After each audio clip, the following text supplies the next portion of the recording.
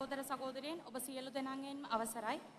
ඒ වගේ මෙම තරුණ සමුළුවේ මම දැක්කා අපිට තියෙන ප්‍රශ්නේ අපේ වගේ ඉන්න තරුණ තරුණියන්ගේ ප්‍රශ්නේ පෞද්ගලිකව පොදු ප්‍රශ්නේ අපේ සජිත් මැතිතුමාගෙන් මූණට මූණ අහන්න පුළුවන් කියන එක. ඒ වගේම එම ප්‍රශ්න මගේ මව් භාෂාවලින් මම අහන්න දැන් සූදානම් වෙයි. ඒ වගේම එම ප්‍රශ්න දෙමළ භාෂාවලින් අහලා පොඩි සාරාංශයක් විදියට මම සිංහල භාෂාවලින් පැහැදිලි කර යුතුයි.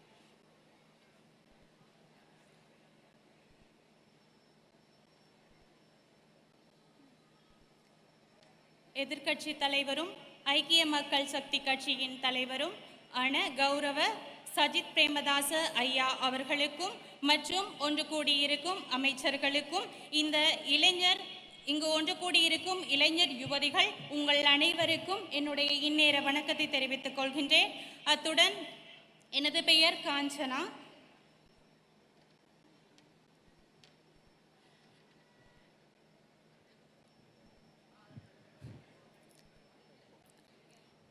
எனது பெயர் காஞ்சனா. நான் அம்பான்பிட்டிய தோட்டத்தை சேர்ந்தவர். அதே நேரம் இன்று உயர்தரம் வரை கல்வி கற்று தனியார் துறையில் ஆசிரியர் பயிற்சி நெறியில் ஈடுபட்டு வருகின்றேன். இன்றைய தோட்டம் என்றவுடன் எம்மவர்களின் மனக்கண்ணில் தோன்றுவது தேயிலை தோட்ட தொழிலாளர்களாகவோ அல்லது ரப்பர் பால் வெட்டுபவராகவும் மாத்திரமே. ஆனால் இன்று அந்நிலை மாறியுள்ளது என்று கூறுவதில் எவ்வித ஐயமும் இல்லை. ஏனெனில் இன்றைய காலகட்டத்தில் சுதந்திரமான கல்வி அறிவின் மூலமாக இவ்வாறான தொழில் வாய்ப்புகளை விட்டு மாணவர்களும் இளைஞர்களும் யுவதிகளும் தனியார் துறையிலோ அரசாங்க துறையிலோ வேறு வேறு தொழில்களை நோக்கி சென்றிருக்கின்றார்கள். அது மட்டும் இல்லாமல் வெளிநாடுகளுக்கும் சென்றிருக்கின்றார்கள். அத்துடன் எனது வாழ்க்கை சம்பவத்தை நான் இவ்விடத்தில் கூற விரும்புகின்றேன். நான் எனது பாட்டியிடமே வளர்ந்து வந்தேன். அதே நேரம் எனது அம்மா அன்று முதல் இன்று வரை வெளிநாட்டில் பணிப்பெண்ணாக பணிபுரிகிறார். அதே நேரம் எம்மக்களின் நிலையானது கல்வியொற்றி வளர்ந்திருப்பினும் எமது தோட்டத்தை சேர்ந்தவர்கள் ரப்பர் தோட்ட தொழிலாளர்களாகவும் தேயிலை தோட்ட தொழிலாளர்களாகவும் வேலை வாய்ப்புகளை வகித்து வருகின்ற எம்மக்களுக்கு சரியான மாதாந்த ஊதியம் கிடைக்கப் பெறுகின்றதா? இல்லை.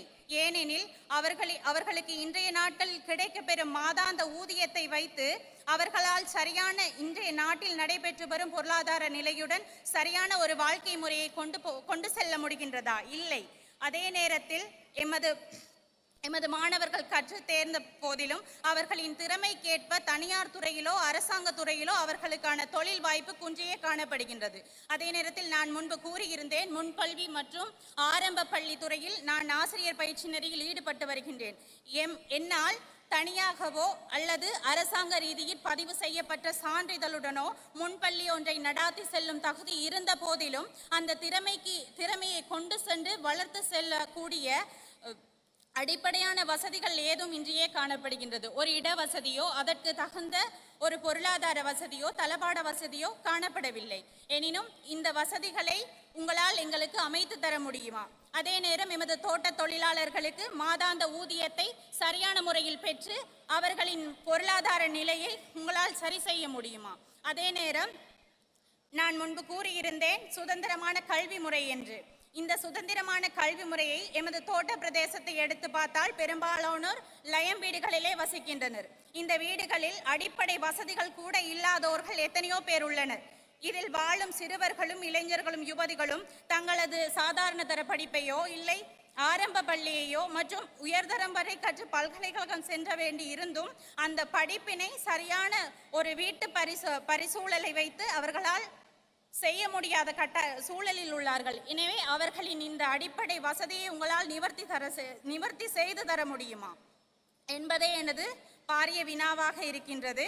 அத்துடன் இந்த வினாவை நான் சிங்கள மொழியிலும் சற்று விளக்க கடமைப்பட்டுள்ளேன். එවගේම මෙම ප්‍රශ්න මං පොඩි සාරාංශයක් විදියට සිංහල භාෂාවලින් කියන්න කැමති. මං කිව්වා මං අමපිටිය වත්තේ පදිංචි කියලා. වත්තේ කිව්වම කවුරුත් හිතයි තේදල් කපලා මේ රබර් කිරි කපනවා කියලා. හැබැයි මේ නිලම අද වෙනස් වෙලා තියෙනවා. වෙනස් වුණාට හේතුව නිදාස් අධ්‍යාපනය. නිදාස් අධ්‍යාපනයෙන් අපේ තරුණ තරුණියන් දැන් මේ රටේ ඕනම දෙයක් කරගෙන යන්න පුළුවන් තත්ත්වයට දැන් ඉන්නේ. ඒ වගේම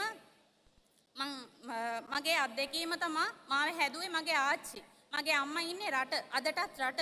ඒ වගේම මගේ මාව පෝෂණය කරන්න මගේ අම්මා වගේ පරම්පරාවම රට යන්න ගියා. ඒ වගේම අපේ අනාගතයේ වෙනුවෙන් අපේ දැන් ඉන්න තරුණ තරුණියොත් රට යන්න වෙයිද කියලා මට බයයි. ඒ වගේම ඒ අපේ හිරණම ඔබතුමාට වෙනස් කරන්න පුළුවන් යුතුයිද? ඒ වගේම මං කිව්වා මේ තේදල් කපලා රබර් කිරි කපනවා කියලා. ඒ අපේ මවුරට පෝෂණය කරන්න අපි වෙනුවෙන් මාන්සි වෙන කට්ටියට මාසික ආදායම් පඩි අඩුයි. ඒ මාසික ආදායම් වල තියාගෙන එයාලාට මේ රටේ තියෙන ප්‍රශ්නවත් එක්ක හැක කෑම වේලා කරියට කාලා බීලා එයාලාගෙම පුතාලාවයි දුවලාවයි එයාලට හරියට ඉස්කෝලේ යවන්නත් බැරිකමක් තියෙනවා. ඒ තත්ත්වයේද ඔබතුමාට අරිගස්සලා දෙන්න පුළුවන් වෙයිද?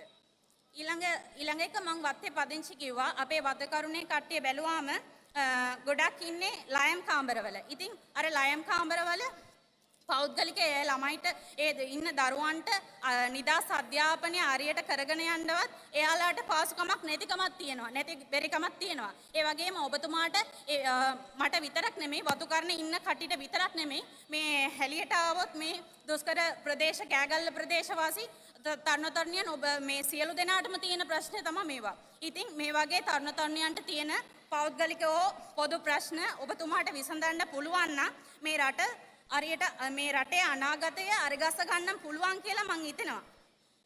ඉතින් මේවට මට උත්තරයක් ලැබෙයි කියලා හිතලා මේ වගේ අවස්ථාවක් මට ලබා දුන්න එකට බොහොම ස්තුතියි.